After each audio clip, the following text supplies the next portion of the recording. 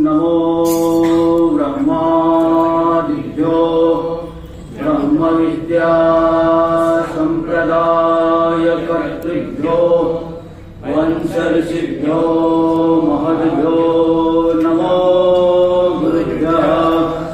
सर्वोपप्लवरहितः प्रज्ञानघनः प्रत्यगर्थो ब्रह्मैवाहमस्मि ब्रह्मैवाहमस्मि। नारायणं पद्मभवं वसिष्ठं शक्तिं च तत्पुत्रपराशरं च व्यासं शुकं गौडपदं महान्तं गोविन्दयोगीन्द्रमथास्य शिष्यं श्रीशङ्कराचार्यमथास्य पद्मपादं च हस्तामलकं च शिष्यं तन्तोटकं वार्तिककारमन्यां नस्मद्गुरून् सन्ततमानतोऽस्मि।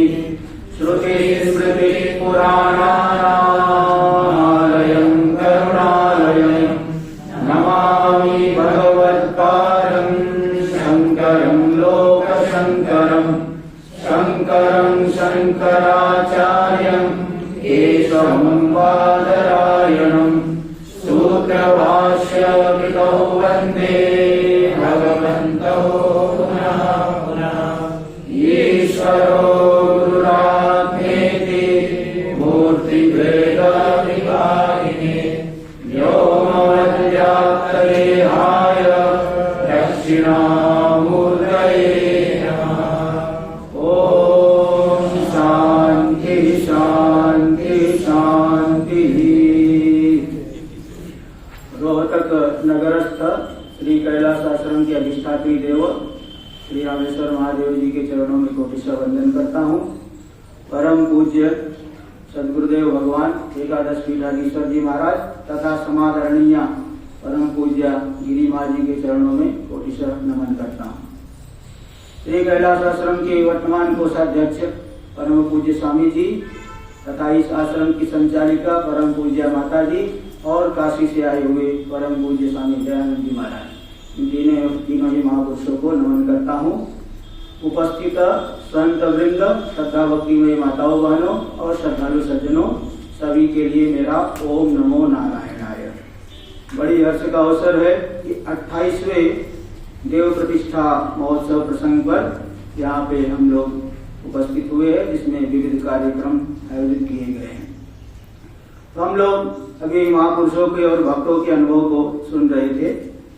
तो सबसे पहले तो मैं कुछ जो भक्तों ने पूछा है और कुछ उसका मैं पहले उत्तर दे देता हूँ कि जो ये पूछ रहे थे ना, वो शरणागति जो है मानता हो अथवा क्या किया जाए गृहस्थ को।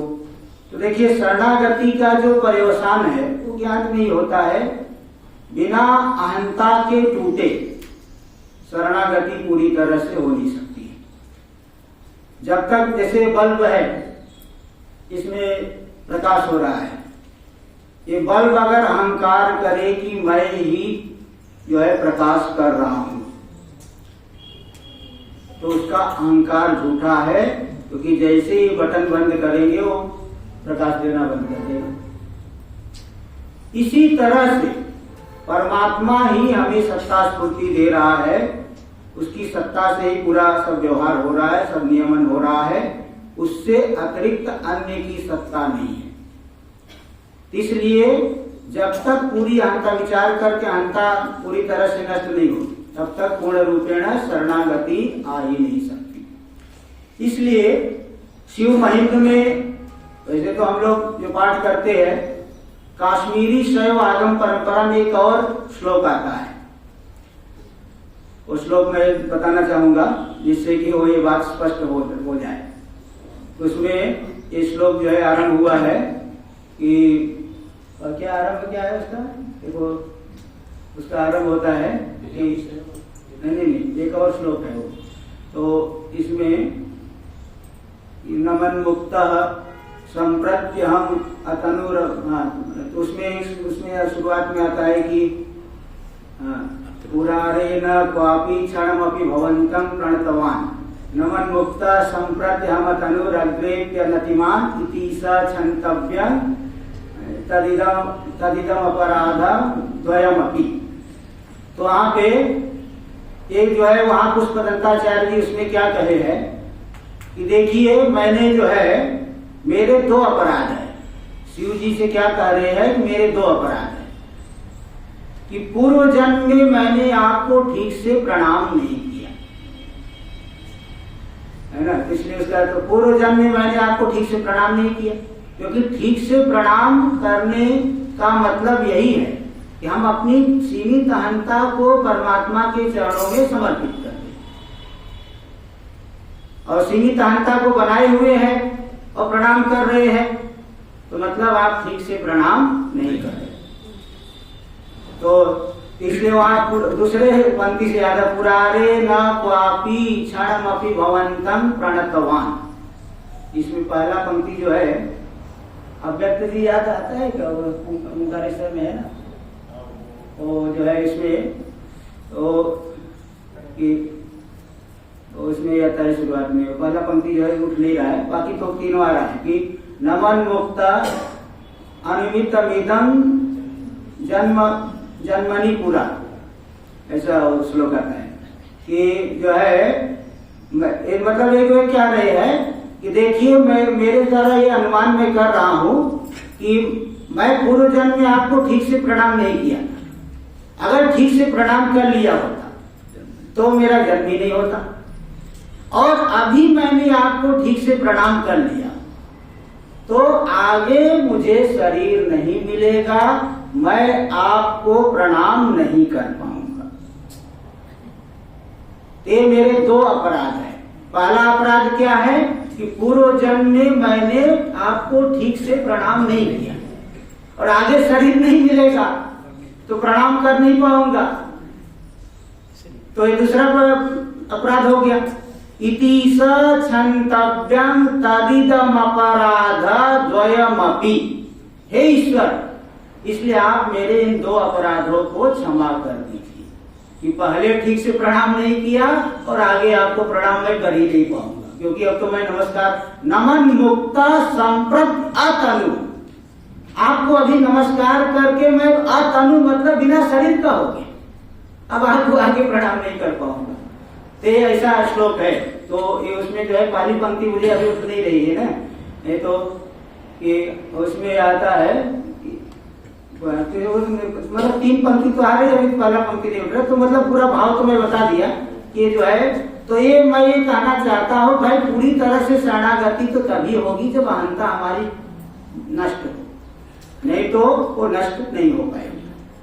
ये जो है कथन। और रही बात जो गृहस्थ लोग श्रवण करे कि न करे, इसका भी बहुत विचार आया है।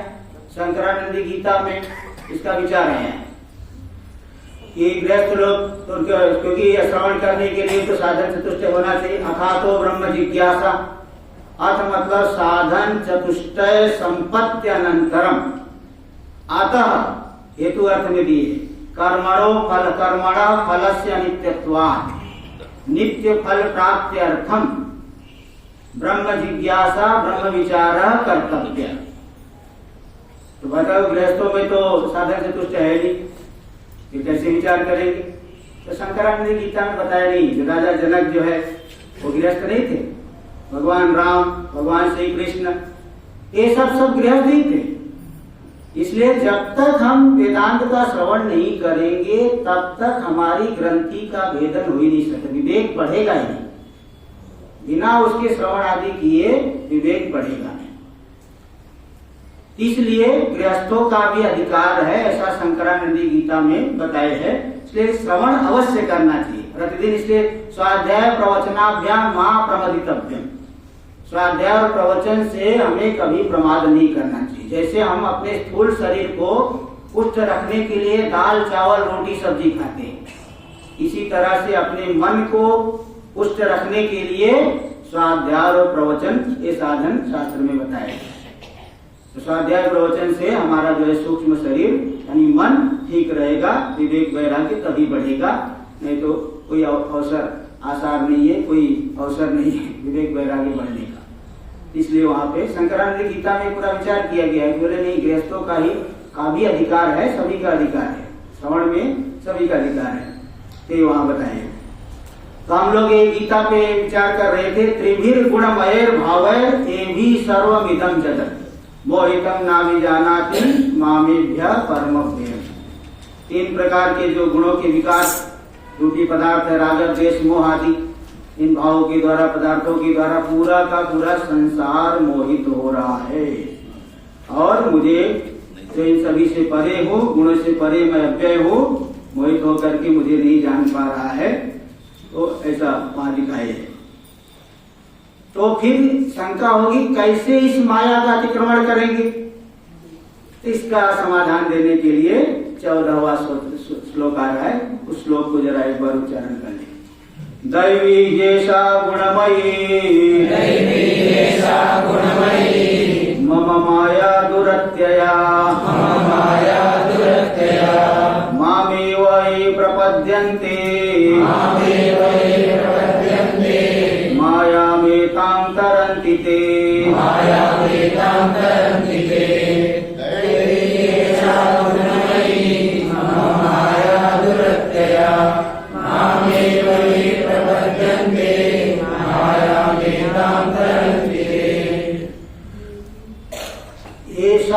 गुण दैवी गुणमयी मम माया दुरत्यया ये मामेव प्रपद्यन्ते ते एतां मायां तरन्ति।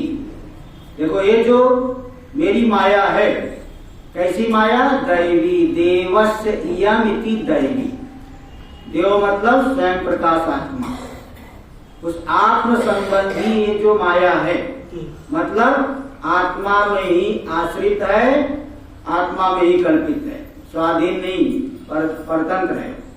जैसे अभी बताए थे, पहले भी बताया गया, जैसे वो सांख्य लोग प्रधान मानते हैं ना, वो तो स्वतंत्र मानते हैं, वो स्वतंत्र रूप से जगत का करता है प्रधान।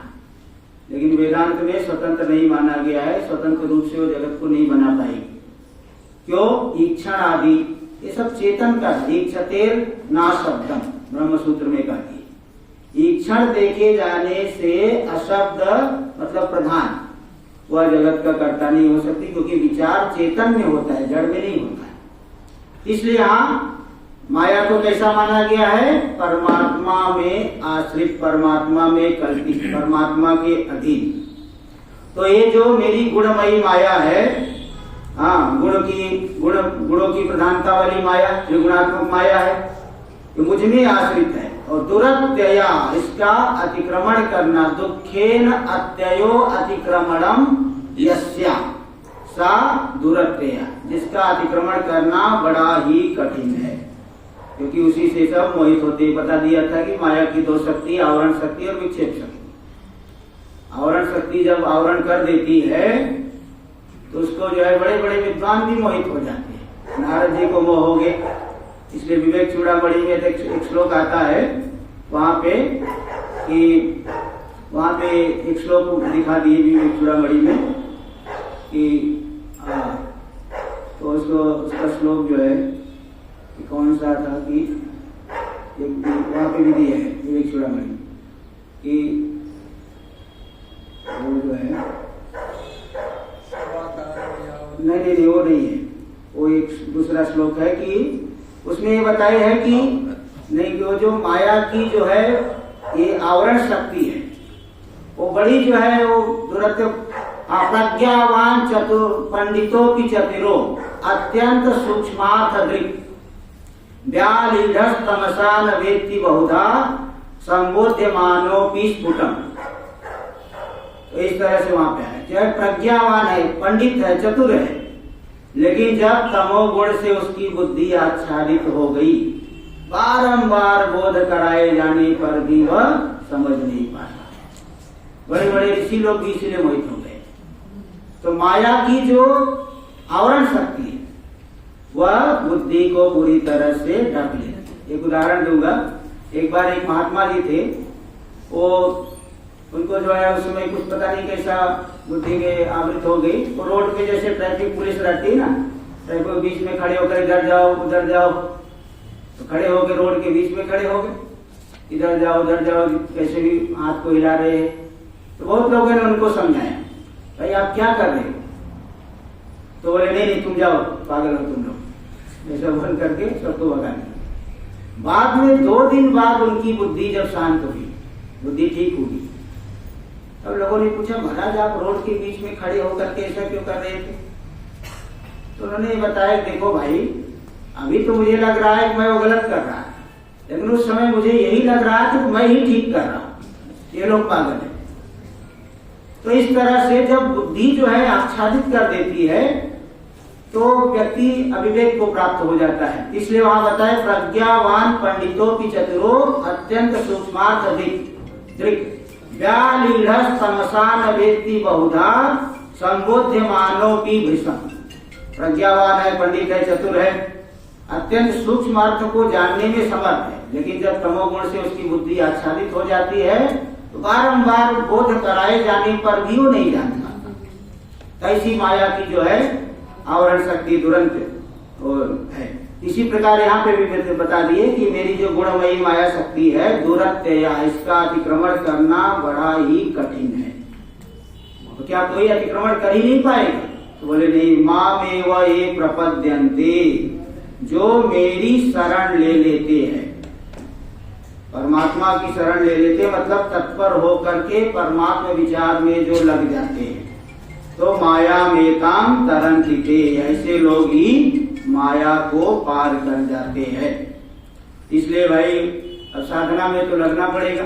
कठोपनिषद में तो बता दें कि दोनों ही मार्ग बंधन के डाल रहे। ऐसा होगा श्रेयस्य प्रेयस्य मनुष्य वेतस तव संपरित्य विविनक्त दिया। पहले उसके पहले अन्य श्रेयो अन्य उतयो प्रेय तयो उभे अर्थे नानार्थे नीत तयो श्रेय आदान से साधु भवति हियते अर्थात यह प्रेयो गृणीते। वहां क्या बताए कि जो एक तो है श्रेय मार्ग यानी कल्याण का मार्ग, और दूसरा है प्रेय मार्ग मतलब विषय भोग का मार्ग। ते उभे नानार्थे पुरुषम सीरीता, वो भिन्न भिन्न प्रयोजन वाले है, भिन्न भिन्न प्रयोजन वाले भिन्न भिन्न मार्ग में पुरुष को बांध देते हैं। ऐसा वहां बताए, मतलब दोनों के दोनों ही बंधन कर रहे हैं। दोनों कैसे बंधन करेंगे? विषय भोग मार्ग तो बंधन में करेगा, ज्ञान मार्ग तो बंधन में कैसे करेगा? तो बताएगी नहीं, वो जो ज्ञान मार्ग है उसको भी करना पड़ेगा, यही बंधन करेगा। जब तक आप गंतव्य तक नहीं पहुंच जाते तब तक तत्पर होकर के लगना पड़ेगा। तो कर्तव्यता बुद्धि तो रहेगी जब तक आप गंतव्य तक नहीं पहुंचे। इसलिए वहां बताए ते उभे नानार्थे पुरुषम सीरीता, वो दोनों भिन्न भिन्न प्रयोजन वाले हैं और पुरुष को बंधन में डालते, मतलब उनको करना पड़ेगा जब तक आप उस तत्व में जागृत नहीं हो जाते। और उसी के अगले ही श्लोक में मंत्र में बताए हैं कि जो दोनों मार्ग है पुरुष के पास मिल करके आते हैं।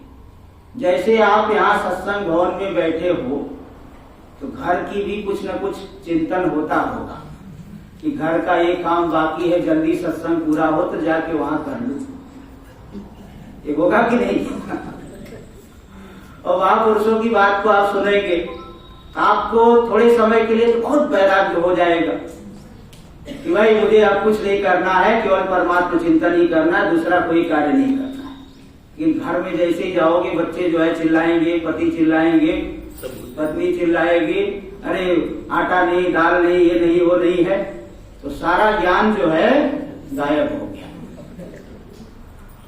तो श्रेय मार्ग और प्रेय मार्ग दोनों मिल करके पुरुष के पास आए हैं। महात्मा लोग भी, हम लोग भी जब आश्रम में गए, अब किस लिए गए? अध्ययन करने के लिए। और दूसरे दिन ही कोठारी आके बोलते भाई ये सेवा करनी पड़ेगी। हम तो गए अध्ययन के लिए, आप सेवा में क्यों लगा रहे हो? तो बोले नहीं, बिना सेवा के चल नहीं पाएगा। यहाँ तक कि आप जंगल में भी जाके बैठ जाओ तो भी मच्छर काटेंगे, भोजन की चिंता हो, भोजन भिक्षा के लिए बाहर जाना पड़ेगा। ऐसा तो है नहीं कि 5 मिनट आप ध्यान कर लिया ब्रह्म ज्ञानी के बाप बन जाओगे। ये तो बहुत लंबी साधना है। तो जंगल में जाके बैठ जाओ, मच्छर काटेंगे, भोजन की चिंता सताएगी। भोजन के लिए आपको समाज में आना पड़ेगा दीक्षा लेने के लिए। तो श्रेय मार्ग और प्रेय मार्ग दोनों मिले हुए स्वरूप से व्यक्ति के पास आते हैं। अब इसमें समझदार कौन है? तयो श्रेय आददानस्य साधु भवत। इन दोनों मार्गों में जो श्रेय मार्ग को चुन लिया कि भले प्रेय मार्ग रास्ते में आ रहा है लेकिन गंतव्य हमारा श्रेय मार्ग है ना। अब रोटी को चिमटे, अग्नि को पकड़ना है, अग्नि को लेना है, तो अगर चिमटे से पकड़ोगे तो आपका हाथ नहीं जलेगा, और सीधे सीधे हाथ से ही पकड़ लोगे तो हाथ जल जाएगा। इसलिए हमें व्यवहार को सीमित रखना है और श्रेय मार्ग को ही जीवन का लक्ष्य बनाना है। इस तरह से आप बताए तयो श्रेय आददानस साधु भवत हीयते अर्थात यऊ प्रेयो वृणीते।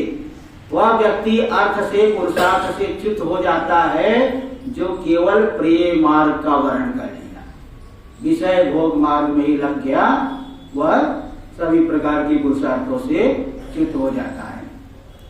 इस तरह से यहाँ ये बताए, देखिए वही बात यहाँ आती, मामे वही प्रपद्यन्ते, जो एक मेरी शरण ले लेते हैं, माया मेताम तरंती ते एताम मायाम तरंती, वे लोग माया से तर जाते हैं, संसार बंधन से मुक्त हो जाते हैं। आत्म तत्व का श्रवण मनन निधिध्यासन करके विचार करके उसमें निष्ठ होकर वितराम उसी में तत्स्वरूपता का अनुभव करके इस माया को पार कर जाते हैं।